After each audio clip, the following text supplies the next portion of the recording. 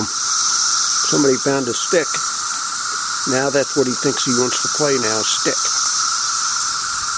He just gets obsessive about that thing. He's looking at me because he expects me to reach down, pick up that stick, and throw it for him. Just watch what he does.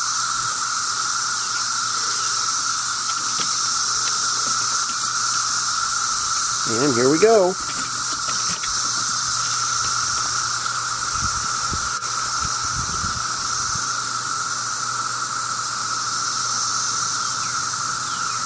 Go get your stick, Quince. Get the stick.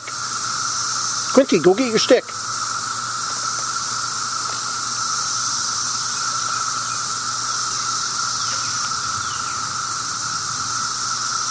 Now usually he'll sniff it out.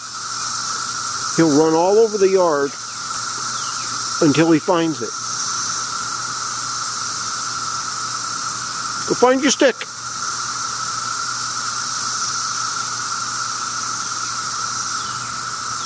And there he did. He found it.